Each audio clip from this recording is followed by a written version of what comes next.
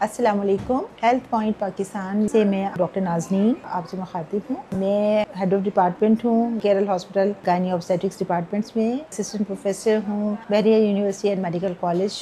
और आज मैं आप ख़वातीन के लिए, जो ख़वातीन हामला हो जाती हैं, उनको क्या एहतियाती तदाबीर या उनको क्या प्रोसीजर या क्या आपको करना चाहिए जब आपको पता चलता है कि आपके ओवरड्यू पीरियड्स हो गए हैं, आप प्रेगनेंसी टेस्ट करवा लेते हैं और उसके बाद आपको पता चल जाता है कि आप प्रेग्नेंट हैं या आप हामला हैं, तो सबसे पहले आपको एक प्लान बना लेना चाहिए कि अब आपने करना क्या है। इसमें सबसे पहले ये है कि आप डॉक्टर से बाकायदा अपना चेकअप करवाएं। जब भी आपका प्रेगनेंसी टेस्ट, अगर वो होम प्रेगनेंसी टेस्ट है या आपने किसी लेबोरेटरी से हमल का टेस्ट करवा लिया है और आपको पता चल जाता है कि आपको प्रेगनेंसी है, तो आपको डॉक्टर के पास जाना चाहिए और अपना चेकअप शुरू करवाना चाहिए। डॉक्टर फिर आपको जैसे फर्स्ट ट्राइमेस्टर यानी पहले 3 माह के हिसाब से कुछ दवाइयाँ तजवीज़ करते हैं और उसके बाद आपको बताएंगे कि जी आपको फोलिक एसिड लेनी है, आपको उल्टी मतली है, तो आपको कौन सी दवाइयाँ हैं वो तजवीज़ करेंगी। इसके अलावा आपको सेहतमंद ग़िज़ा लेनी है। सेहतमंद ग़िज़ा से मुराद ये है कि आपको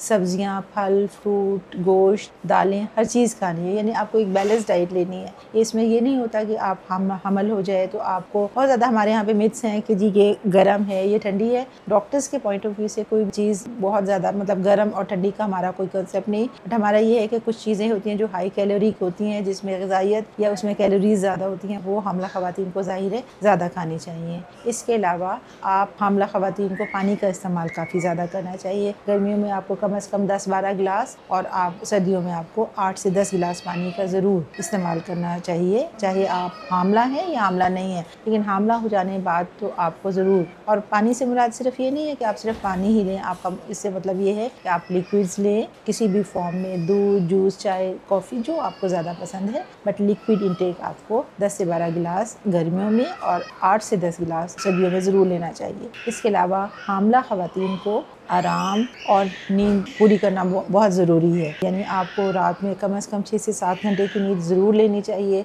और दिन में आपको 1 से 2 घंटे रेस्ट ज़रूर ले लेना चाहिए। इसके अलावा जो हामला ख़वातीन हैं उनको हल्की फुल्की वर्जिश भी ज़रूर कर लेनी चाहिए, यानी उसमें यह है कि आप अपने डॉक्टर से हिदायत ले सकते हैं कि किस तरह की वर्जिशें एंटीनेटल पीरियड में या हमल में आपको कौन सी एक्सरसाइजेज करनी चाहिए या वॉक करनी चाहिए। वॉक आपको एटलीस्ट 30 मिनट्स की वॉक ज़रूर करनी चाहिए किसी भी टाइम निकाल के अपने लिए। इसके अलावा आपको हामला ख़वातीन को या वैसे भी ख़वातीन को ज़हनी सुकून भी ज़ाहिर होना चाहिए। ज़हनी सुकून के लिए आप थोड़ा बहुत बैठ के मेडिटेशन कर सकते हैं। इसके अलावा आप अपने कुरान पाक, नमाज, इसके अलावा कोई मौसीकी सुन सकते हैं अपने हिसाब से, जो आप कर सकते हैं ज़हनी सुकून के लिए। नींद कब करें, आप बुक्स पढ़ें, इस तरह करके आप अपने आप को ज़हनी सुकून देना चाहिए। इसके अलावा कुछ ख़वातीन अगर कोई नुकसानदेह आदात के मालिक हैं, यानी कोई, वैसे तो हमारे माशरे में उतना ज़्यादा नहीं है, लेकिन बहरहाल सिगरेट नोशी अगर आप करती हैं तो उससे परहेज़, या अल्कोहल से, या भी किसी भी किस्म की कोई आप मेडिकेशन ले रही हैं तो आपको अपने डॉक्टर को इन्फॉर्म करना चाहिए, बताना चाहिए, और जो वो फिर आपको जिस